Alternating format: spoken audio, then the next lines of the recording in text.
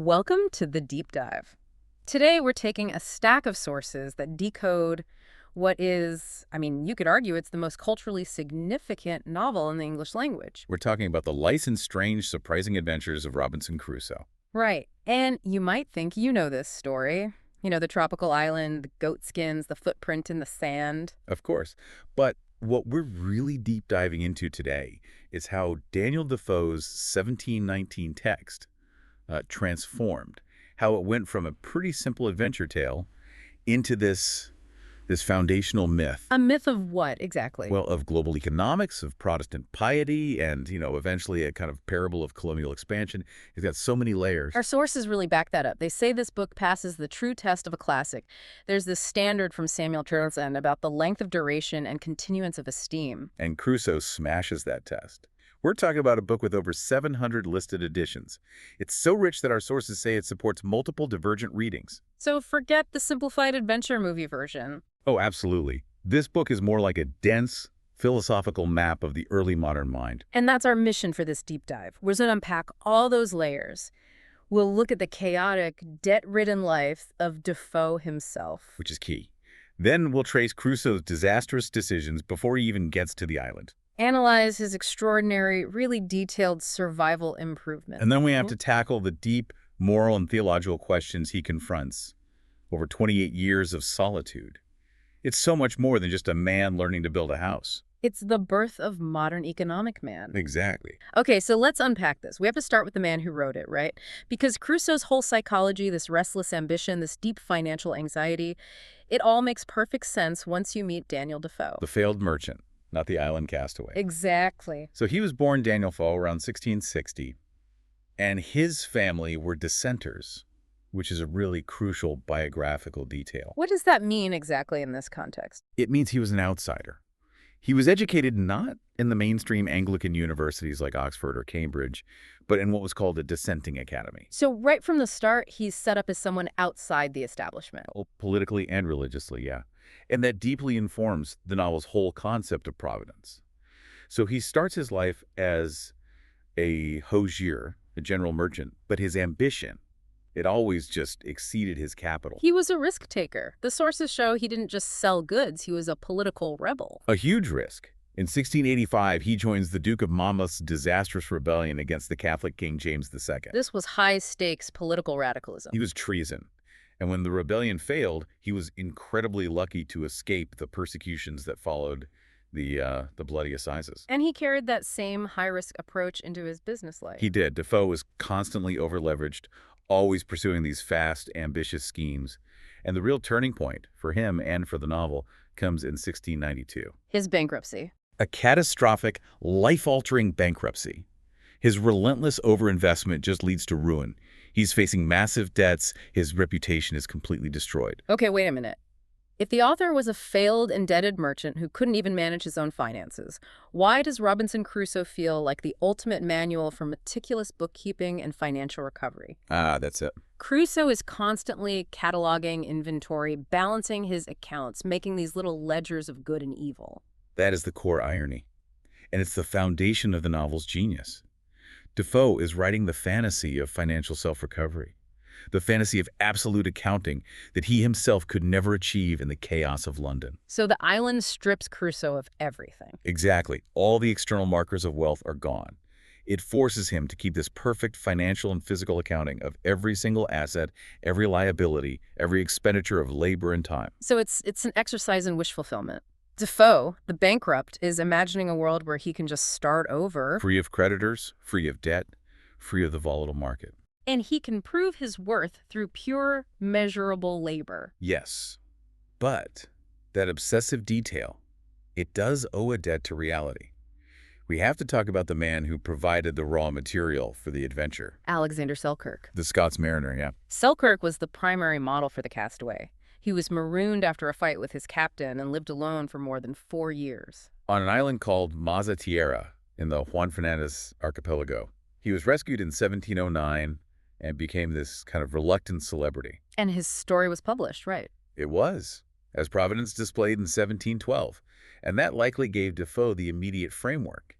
An account emphasizing divine superintendence and strange adventure. So Selkirk provides the adventure. But Defoe provides the economic, the moral, and the spiritual scaffolding. And the power of that scaffolding is just proven by the incredibly diverse ways the book was interpreted almost right away. Oh, completely. It was claimed by entirely different intellectual camps. For example, you've got the great French philosopher Jean-Jacques Rousseau. Right, in his treatise on education, Emile. In 1762, yeah. He declares Robinson Crusoe to be a complete treatise on natural education. Rousseau saw Crusoe's island life as this perfect fable of human development, of pioneering self-sufficiency. You strip away all the artificial social constraints, and you force this isolated man to learn physics, mechanics, morality, just through rational observation and productive labor. But here's the kicker, right? Our sources say Rousseau basically dismissed a quarter of the book. He did. But He called the parts before Crusoe lands on the island and after he leaves redundant. He just wanted that pure, self-contained castaway myth. But Defoe wrote a saga about moral failure and divine correction. Exactly. And then you get the 19th century economic theorists. They don't see it as education. They see it as a framework for capital. Homo economicus. The rational economic man, yeah. Karl Marx, famously, among others, used Crusoe in Capital to illustrate his theories of supply, demand, labor, value. So Crusoe is seen building this proto-capitalist economy from scratch. And he's measuring the value of his life and his possessions, not by market price, but by the sheer human labor time it takes to create or sustain them. So he's not just surviving, he's modeling an entire economic system based on isolation and necessity. And then there's the third major interpretation. The religious one, rooted in Defoe being a dissenter. Absolutely. Because Defoe attended that dissenting academy, the novel originally carried what our sources call a provocative air of dissenting radicalism. Dissenters had a different, more personal and immediate view of providence than the established Anglican Church. And early critics really picked up on this. They kind of sneered at the novel, damning it by association with popular piety and dissent. There's a great quote about how there is not an old woman that can go to the price of it, but buys thy life and adventures and leaves it as a legacy.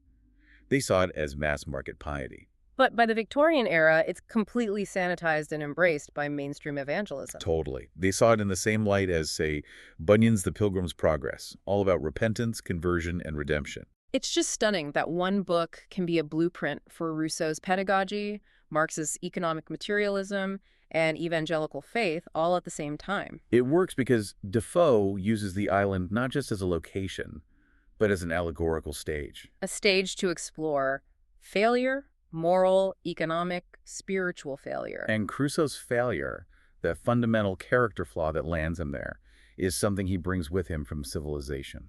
Crusoe's defining trait is that wandering inclination, his restlessness. His whole life is basically set up by one big act of disobedience against his father. A wise and grave man who delivers what the book calls the prophetic discourse. And this discourse is everything. It's the entire moral thesis of the book. It sets the standard for everything Crusoe does after. It does.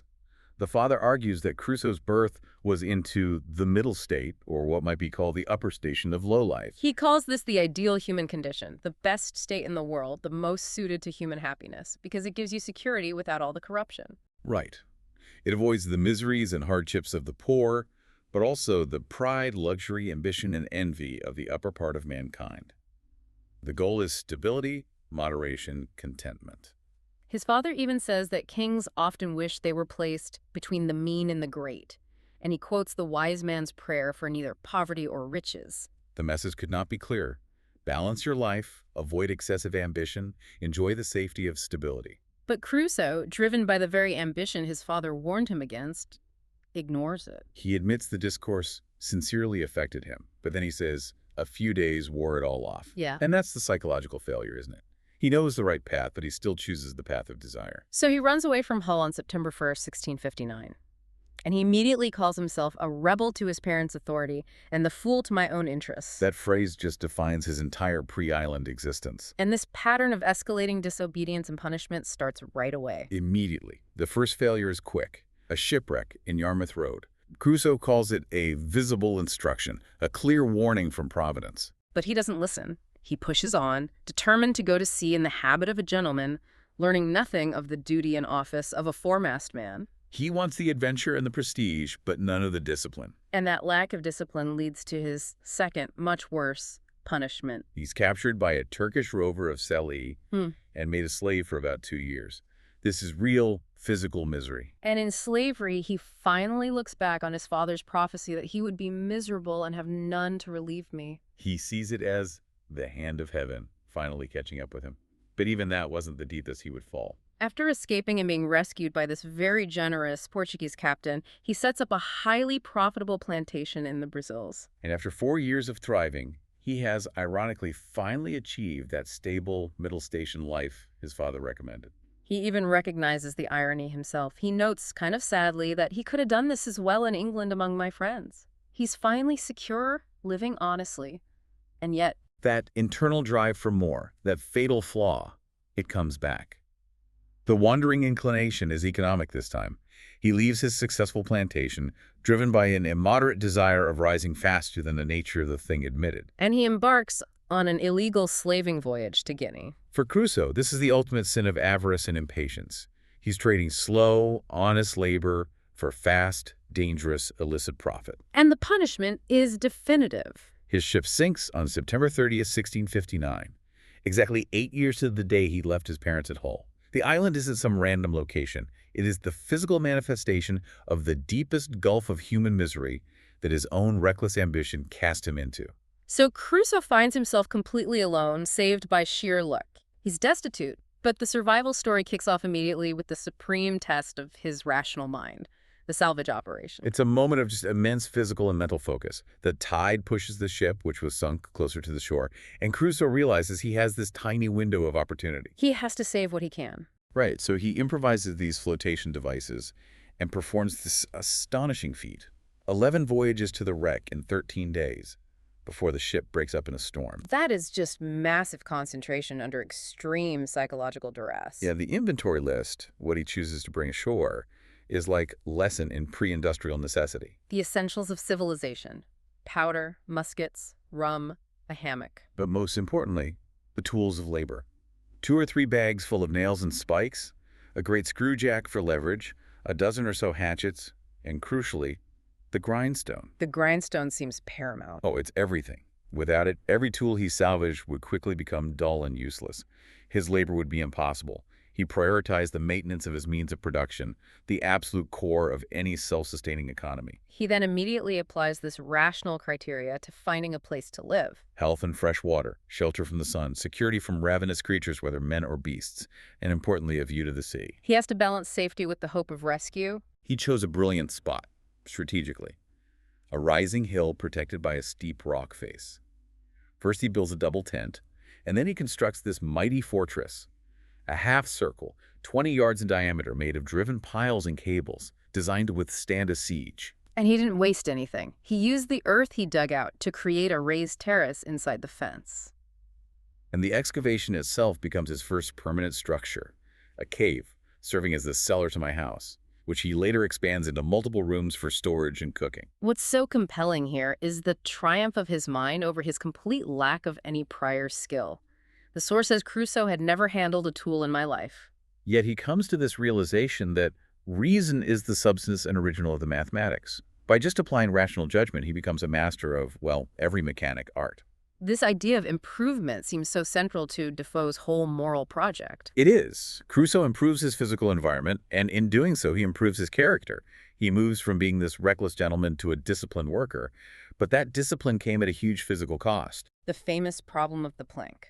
That illustrates it perfectly. In civilization, you just buy a plank.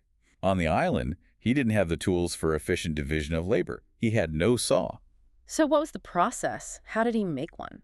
If he wanted a board, he had to cut down a whole tree and then hew it flat on either side with my axe till I brought it to be thin as a plank. Then he'd dub it smooth with my adze.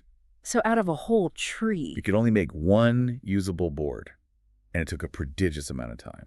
It's a profound lesson in economic efficiency, isn't it? That single board represents days, maybe weeks, of labor that would take a factory 5 minutes. His time is almost worthless when applied to a task like that, but he had no choice. He had to rely on patience, and he had to invent even the most basic tools.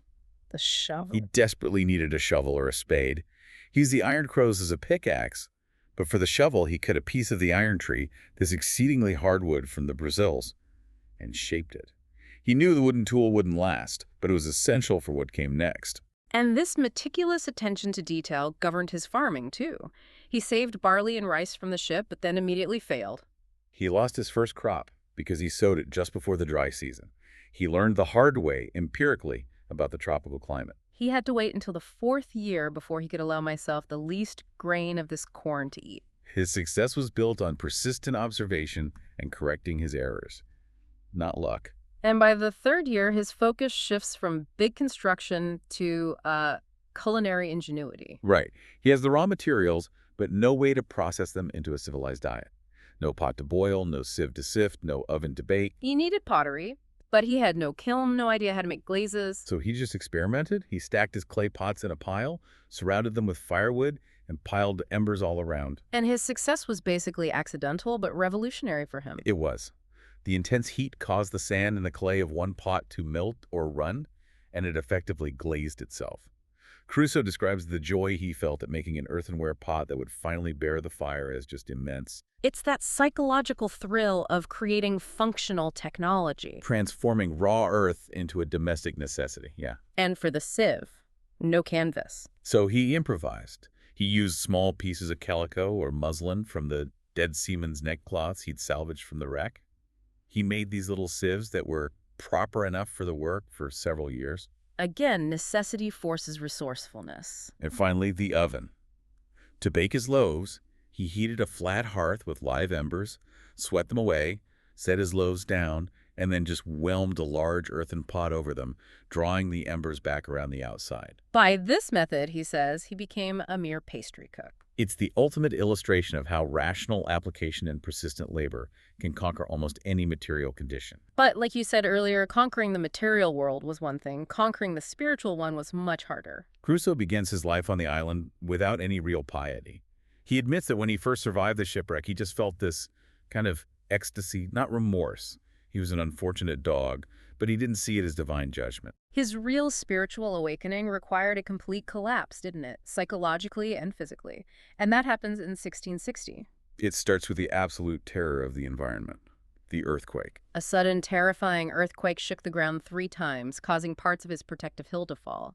The sea goes into violent motion. His sense of security, that fortress he had so painstakingly built, was just revealed as completely fragile. And right after that, he gets sick. He gets the egg, a violent fever with terrible head pain and thirst. He was so weak and lightheaded, he couldn't move or even form a coherent thought. And it's in that state of physical terror and helplessness that he makes his first genuine prayer in years. He lies there crying, "Lord, look upon me. Lord, pity me. Lord, have mercy upon me." And that's the beginning of his true spiritual conversion. The sources are careful to say his recovery is a mix of both physical and spiritual medicine. It is a mixture of tobacco steeped in rum, and he starts reading the Bible in earnest on July 4th, 1660.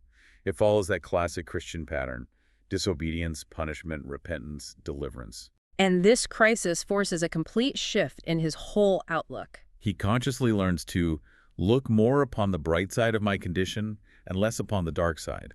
He achieves a sincere thankfulness for my condition. He starts listing what he doesn't have: society, tools, wealth, and starts listing what he does have. And he realizes he was cast on the most advantageous place possible. No venomous creatures, no ravenous beasts, and, crucially, no savages to murder and devour me. He considers himself fed even by miracle, comparing himself to the prophet Elijah being sustained by ravens. He starts to see his isolation not just as punishment, but as a form of divine mercy that forced him into self-reflection. And this silent state of life lasts for years.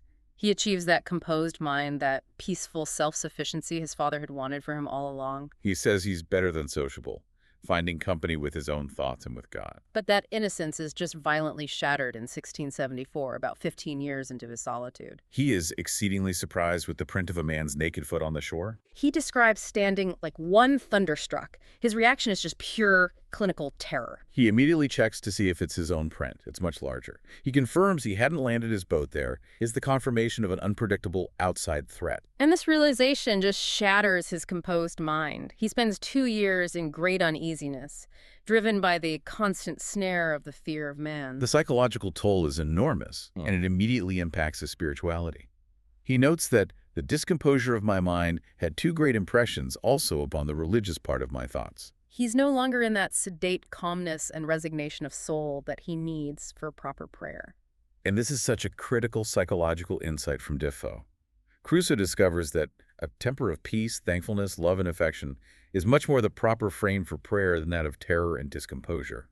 Fear disables genuine piety. And that fear is fully realized 3 years later, in 1677, when he goes to the far side of the island. And he finds the horrifying remains of a cannibal feast. The sight of blood, the bones, and part of the flesh of humane bodies, eaten and devoured, makes him vomit with uncommon violence. His first reaction is indignation. He's ready to just destroy them as an act of civilized justice. But that moral improvement he underwent during the ague, it forces him to stop and think about the ethics of intervention. He reflects that destroying them would be unjust. They hadn't done him any injury, and they were just acting according to their customs. He realizes this hellish brutality was really nothing to me. This is a profound moment of political reflection. He recognizes that attacking the cannibals would justify the historical barbarities of the Spaniards in America, who destroyed millions of these people. He judges the Spanish butchery as unjustifiable either to God or man. And this ties directly into a critical philosophical tradition, noted in our sources, that draws from Montaigne. The idea that maybe the civilized Europeans who roasted their countrymen alive under color of piety and religion were actually more barbarous. So Crusoe, the prospective colonizer, is forced to confront the potential barbarism in his own impulse for violent intervention. He realizes his goal has to be preservation, not preemptive destruction. This period of moral reflection lasts until 1684, when he sees 5 canoes ashore. And he gets his chance to act not as an executioner, but as a rescuer. Which aligns with his new piety, exactly. He rescues a savage who was about to be killed by the landing party. He names him Friday, commemorating the day he was saved, and that establishes this immediate relationship of loyalty and devotion. Friday quickly proves to be an aptest scholar, but the power dynamic is set right away by technology. Oh, absolutely. When Crusoe kills a goat with his gun, Friday is sensibly surprised, trembled, and shook. He sees a gun as this magical device that kills at a distance without lifting up the hand. Friday's reaction is almost worshipful. It is. He would not so much as touch it for several days after, but would speak to it and talk to it as if it had answered him, begging the gun not to kill him.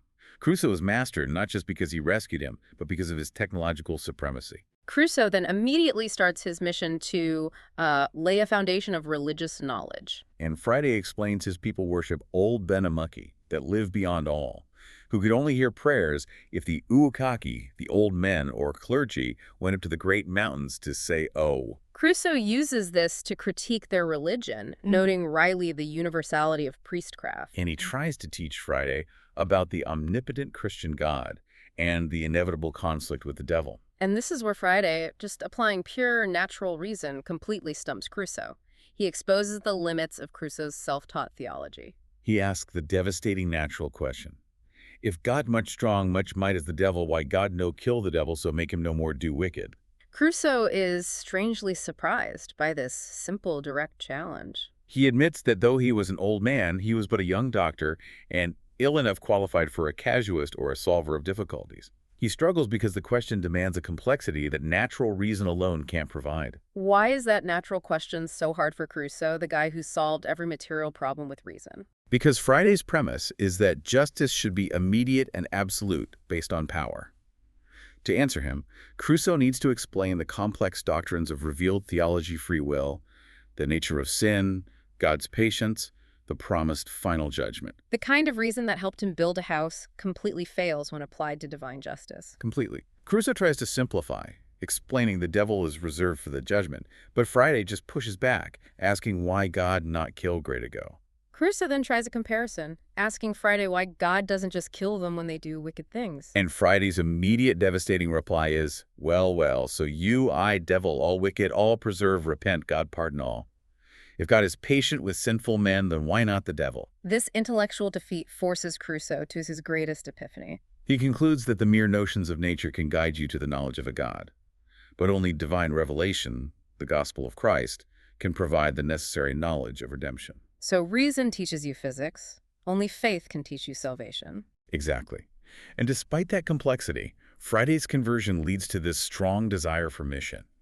He tells Crusoe he only wants to go back to his nation to tell them to live good, Tell them to pray God. Tell them to eat cornbread, cattle flesh, milk. No eat man again. That's the Crusoe model of civilization, isn't it? It's not just spiritual conversion, it's a total economic and dietary transformation. It is. And when Crusoe suggests Friday go back alone, the savage refuses. He cries, "Why send Friday home away to my nation? No angry, no angry. Why send Friday home away? No master there." He insists Crusoe must come to teach wild mans be good, sober, tame mans. The partnership is cemented by that shared purpose. And the final sequence of deliverance arrives in 1685. Crusoe and Friday ambush a landing party of 21 cannibals to rescue 3 captives. And the act is no longer premeditated revenge, it's justifiable defense.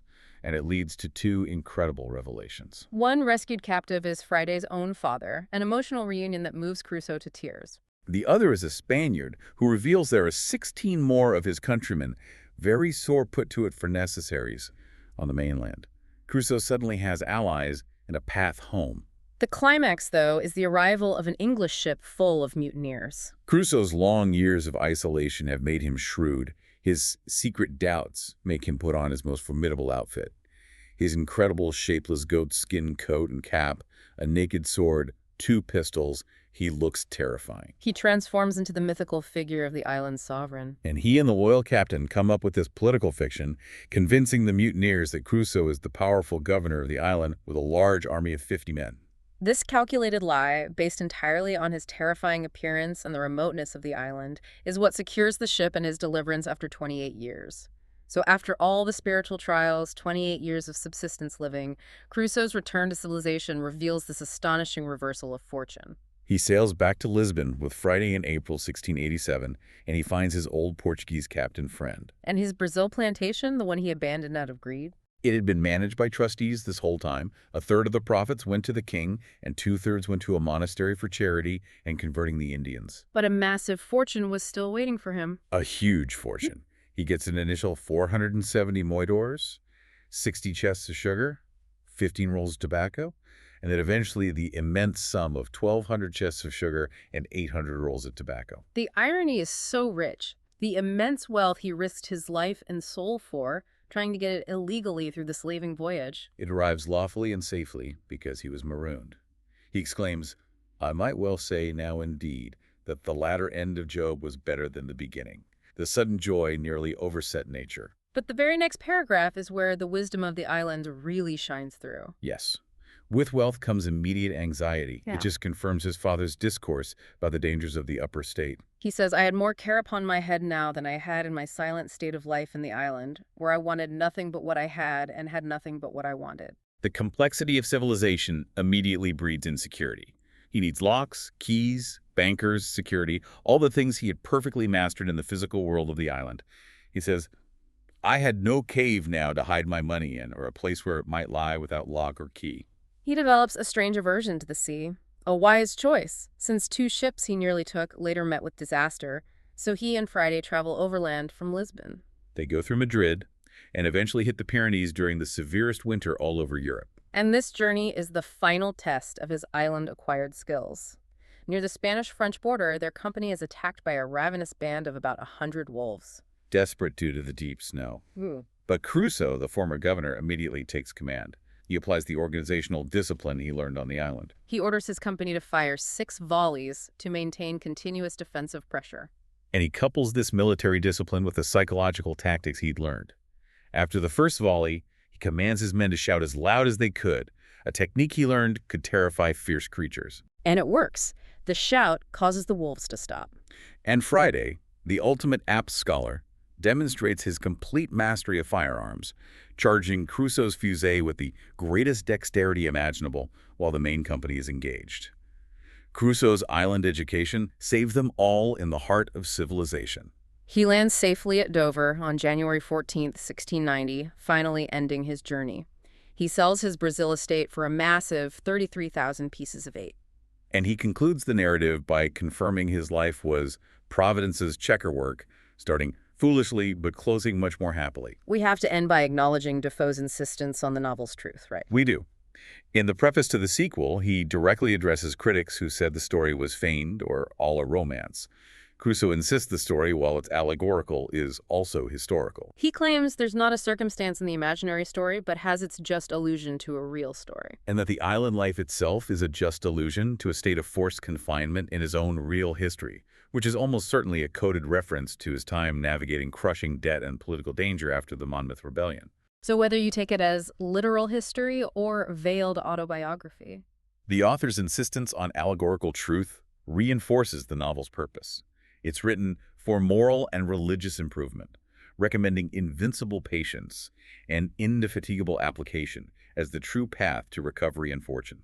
So we dove into Crusoe, and we found so much more than a castaway. We found this deeply complex figure, the failed merchant who becomes the perfect economist, The disobedient son who finds God through terror. and the civilized European forced to confront the moral ambiguity of empire. The ultimate lesson Crusoe learned, which was reinforced by his return to wealth and anxiety, is the superiority of that silent state of life. He survived overwhelming necessity by prioritizing, by improvising with only an adze and a hatchet, and by achieving a composed mind through spiritual reflection. And he traded that hard-won composed mind, that quiet sufficiency of the island, for the care of boundless riches. The lesson isn't just about survival, it's about discerning between what you truly need and that runaway ambition.